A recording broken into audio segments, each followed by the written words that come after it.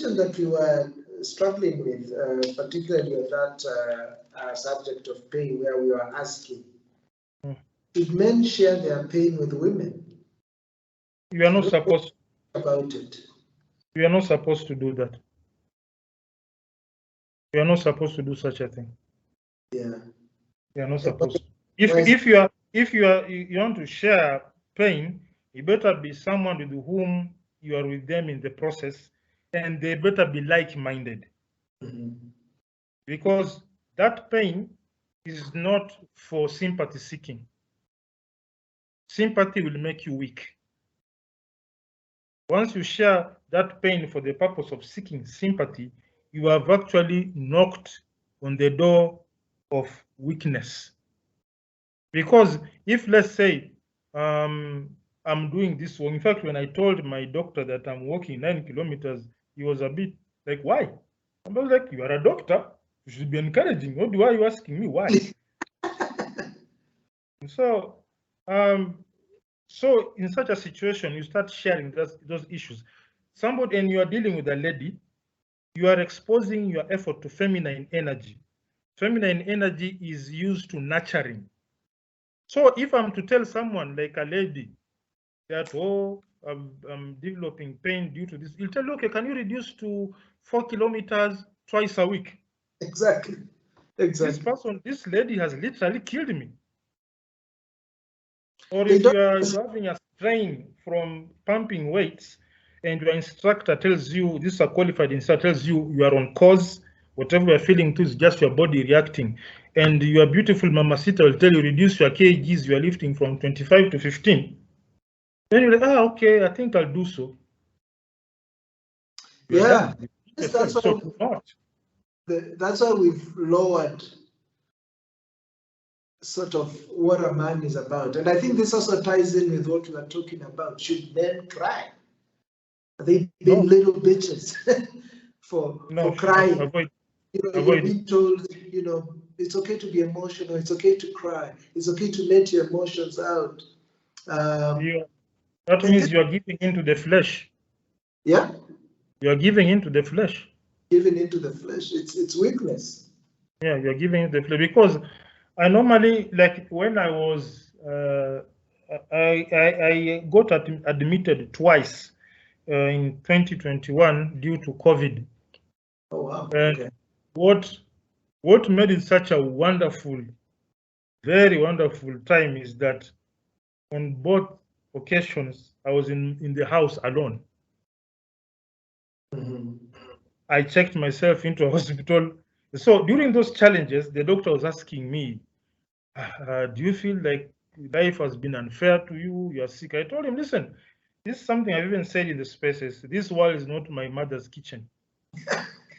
Yeah, I do not, when I was born, I've not, till today in my 40 years of life, I've never seen a document that says, Brian Ngudi Juma, you're going to have a beautiful life, free from diseases, you'll work for the best companies, your boss will be kind, you'll marry the greatest woman in the world, and you'll live forever and ever, you'll have cute kids with an IQ of 195.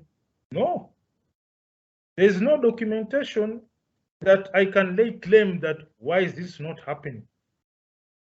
You'd rather say, let me take it one day at a time. And this is what I feel is a fallacy of this whole thing they are pushing called mental health. Because, I was also engaging someone the other day. There's a lady I met and she was telling me, I'm studying in school something around mental health. And I was just listening to her. And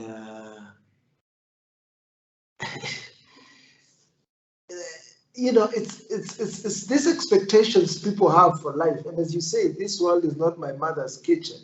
I think people think, and again, it goes back to that idea I was saying, we live in, life has never been as good as it is now.